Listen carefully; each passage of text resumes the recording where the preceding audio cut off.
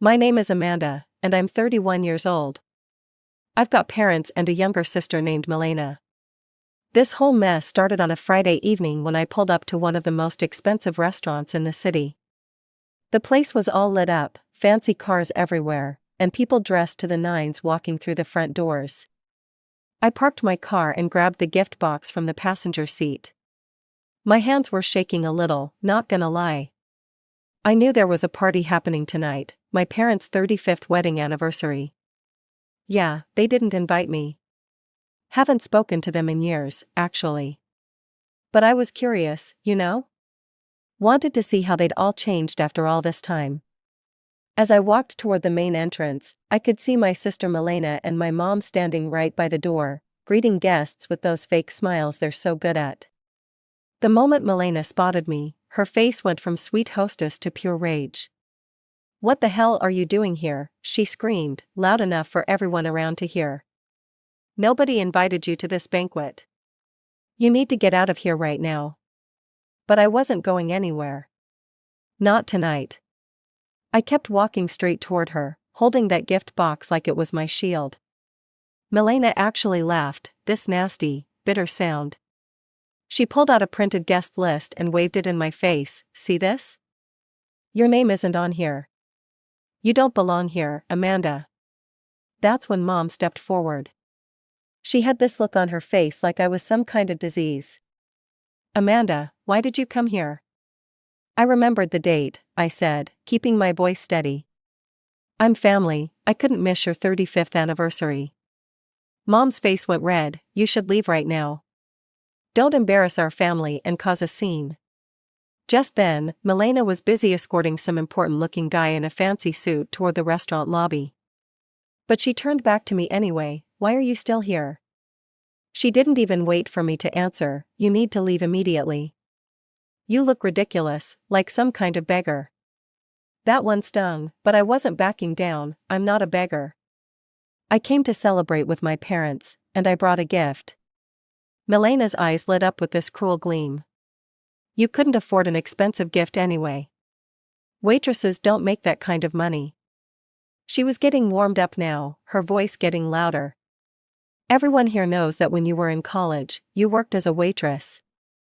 You ruined our family's reputation with that job." My stomach twisted, but I kept my face blank. "You should leave voluntarily," she continued. "You can't even dress properly for a restaurant like this. There's a dress code here, and you don't show up wearing second-hand clothes." I almost smiled at that one. The simple black dress I was wearing cost more than her shiny, gaudy outfit and Mom's too. But I didn't say anything. Sometimes silence is the best weapon. Mom whispered something to Milena, something about ending this circus since I wouldn't leave on my own. Milena nodded and disappeared into the restaurant. While Mom went back to greeting guests, acting like nothing had happened, I stood there remembering how this all started. It was 13 years ago, right after I graduated high school. I told my parents I wouldn't be working at their company anymore. See, I'd been working at Dad's furniture manufacturing business since I was 15. 3 whole years of my life. Dad paid me minimum wage, but I found out later that Milena was making twice as much as me, even though she was a year younger and did half the work.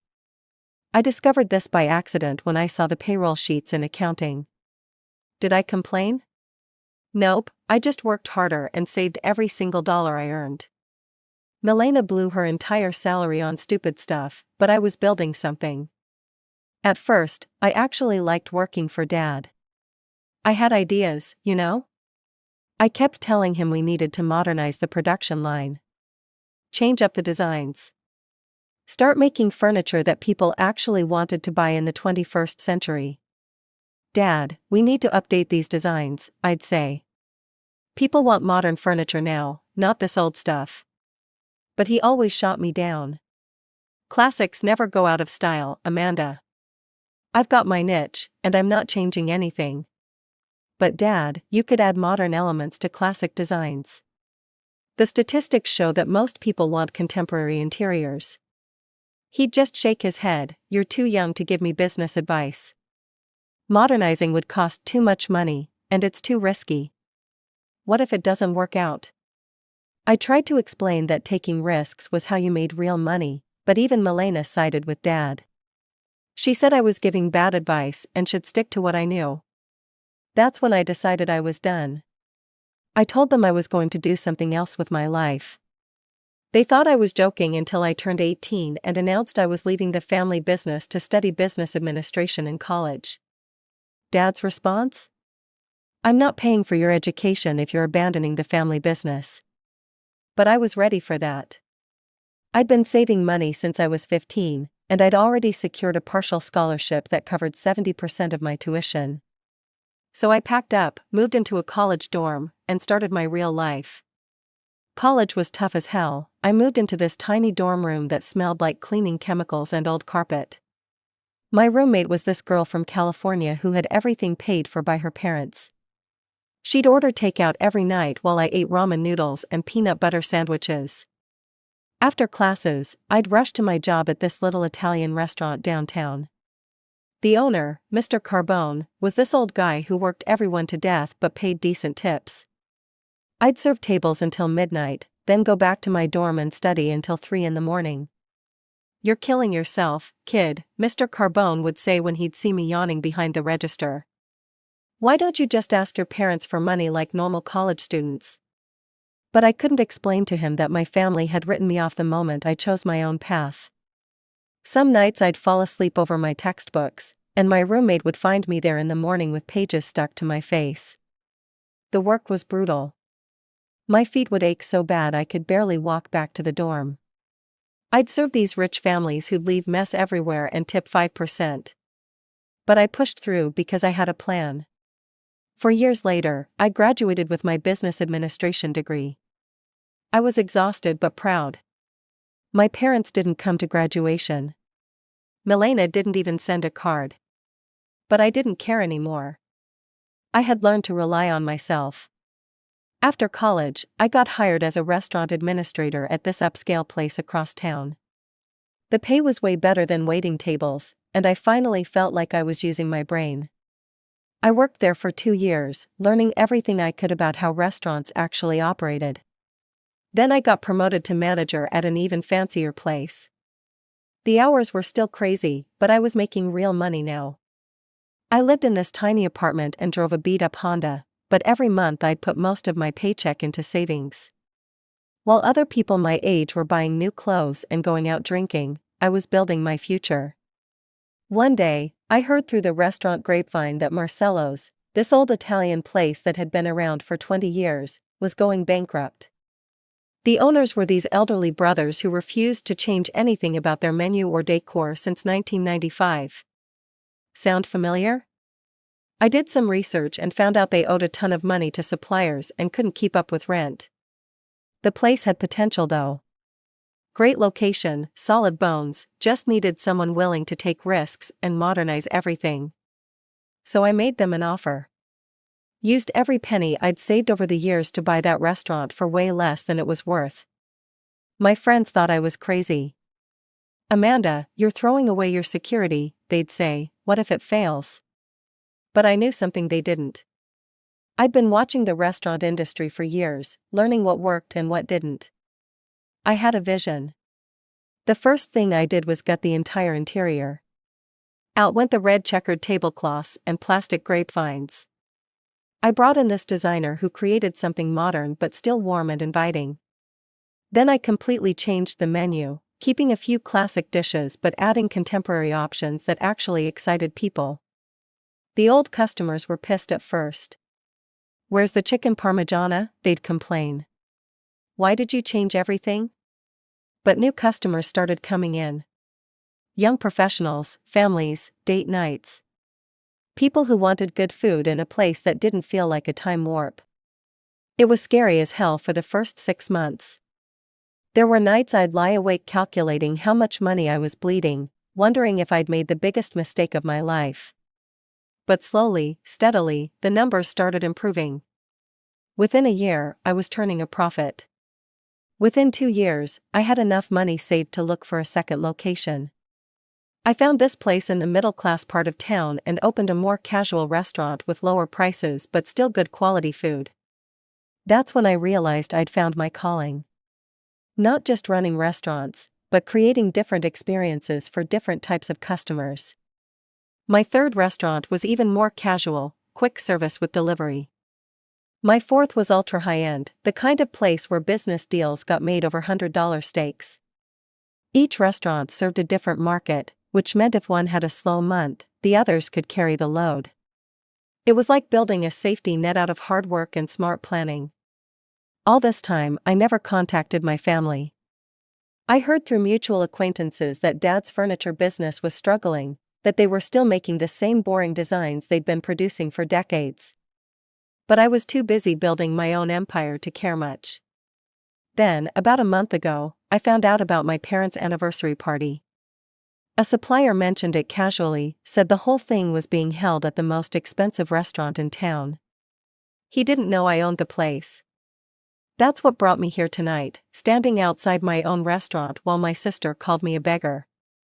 About 5 minutes after Milena disappeared into the restaurant, she came back out with this big security guard trailing behind her.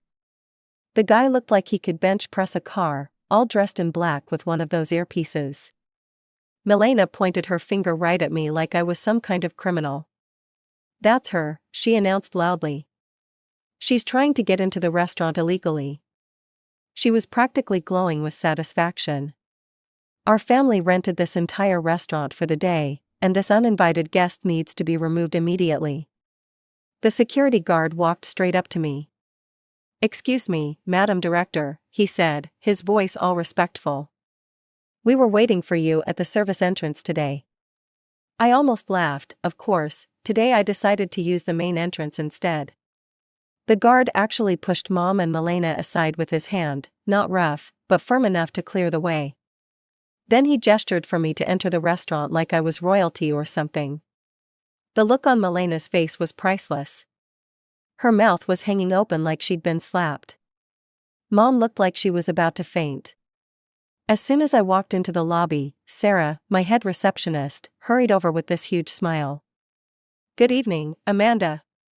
Your table in the VIP lounge is ready as always, and Chef Marcus prepared your favorite dishes tonight." Every single guest in that lobby turned to stare at me. I could hear the whispers starting, people trying to figure out what the hell was going on. Some guy in an expensive suit was pointing at me and talking rapidly to his wife. But I just walked through that crowd like I owned the place. Which, I did. I headed straight for the stairs to the second floor, where the VIP lounge overlooked the main dining room. From up there, I could see everything happening below. Guests were still arriving, and every few minutes someone would look up at me and whisper to whoever they were with. I watched Milena grab Sarah by the arm and start asking her questions. Even from up here, I could see my sister getting more and more agitated. After a couple minutes, Sarah came upstairs to my table. "Your sister wanted to know if you really own this restaurant," Sarah said, trying not to smile. I told her that wasn't quite accurate. I raised an eyebrow. "Oh?"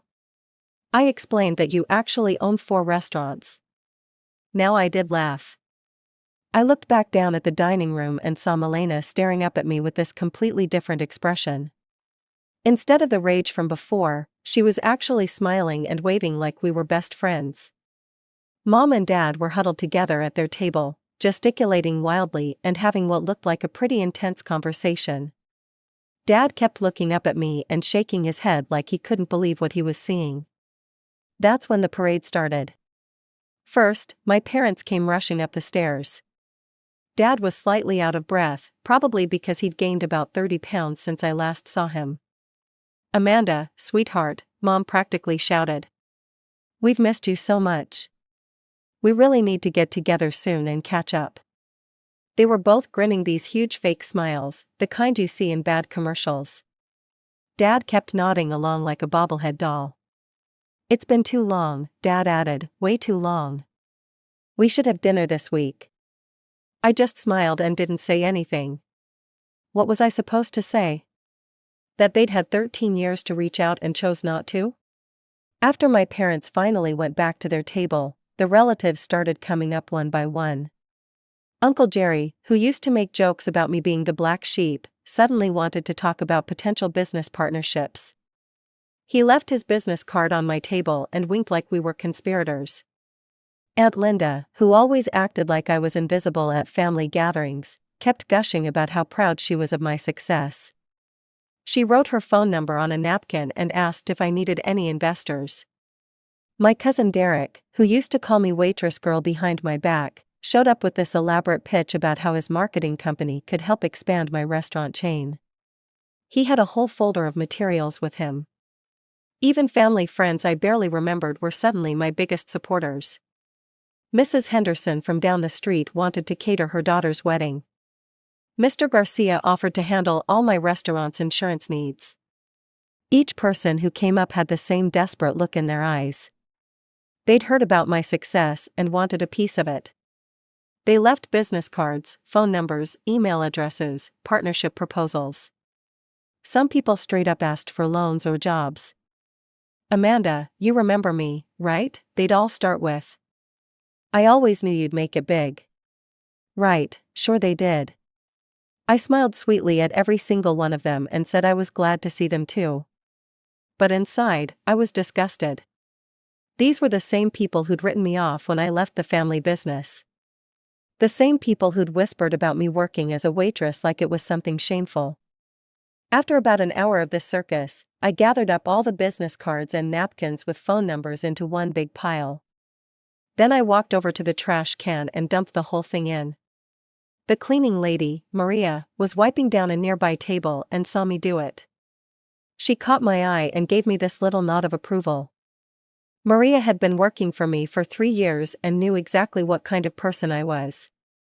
I sat back down at my VIP table and ordered a glass of wine.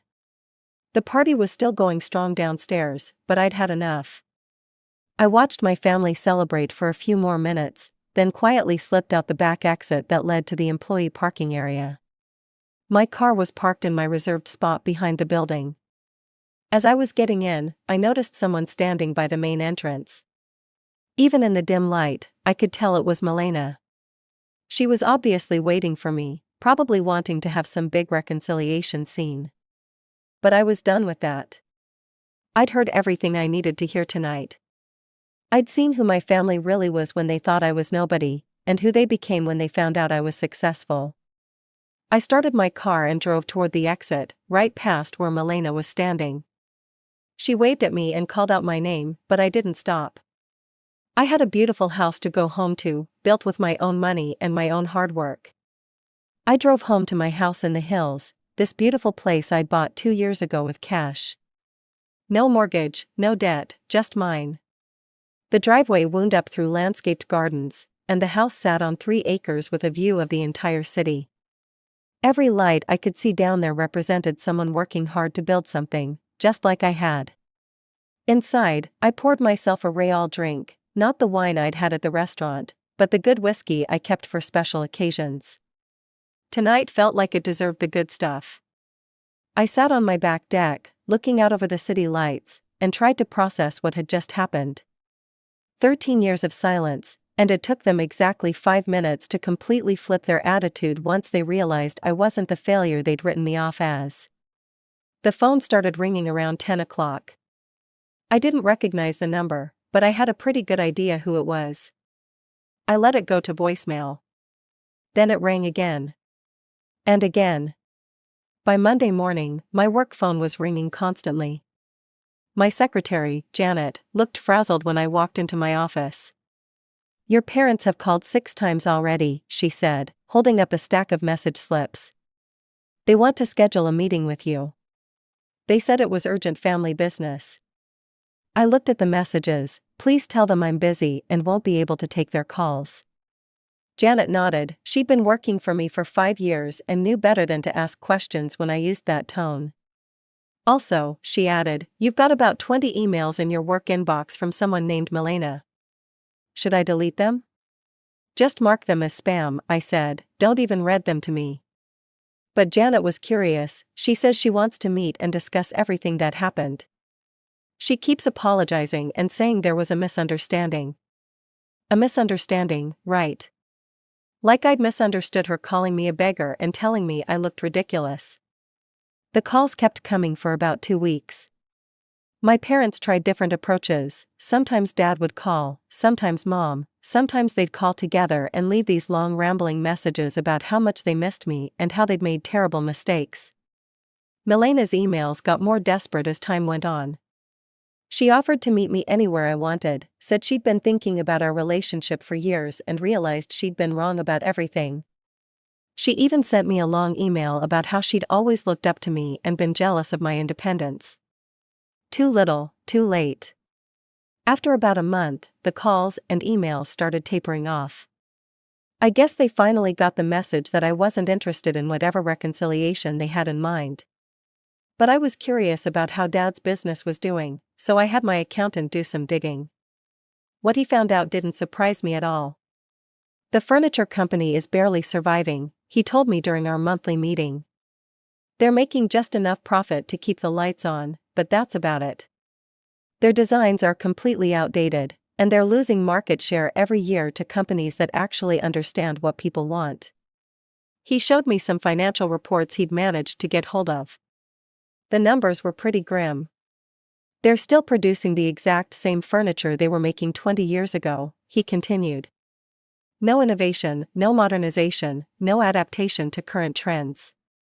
It's like they're stuck in 1995. I thought about all those conversations I'd had with Dad when I was a teenager, trying to convince him to update his designs and modernize the production line.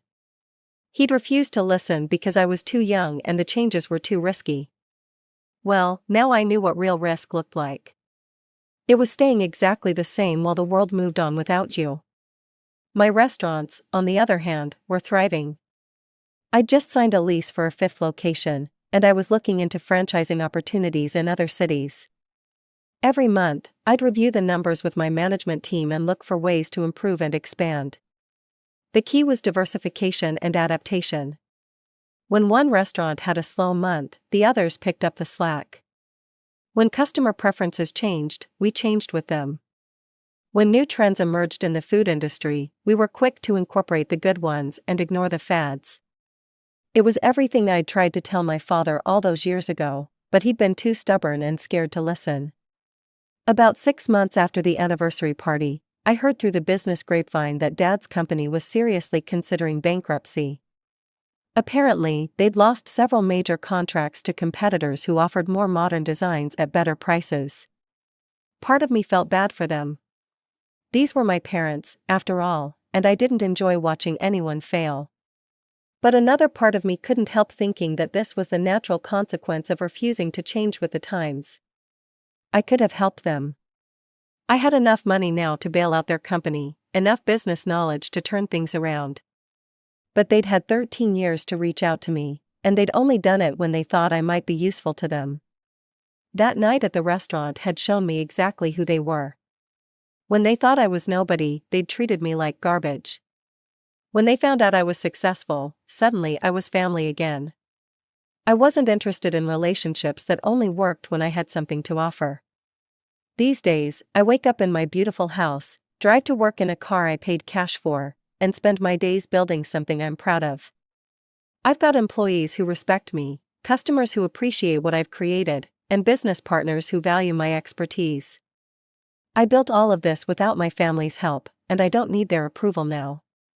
Sometimes I wonder what would have happened if I'd stayed and worked for Dad's company all these years. Would I have convinced him to modernize eventually? Would we have built something successful together? But then I remember that night at the restaurant, and I know I made the right choice. They hadn't changed at all in 13 years. They'd actually gotten worse, more bitter and judgmental. Meanwhile, I'd grown into someone I could be proud of. Someone who took risks, who adapted to change, who built something from nothing through hard work and determination. Last week, I drove past the old family house.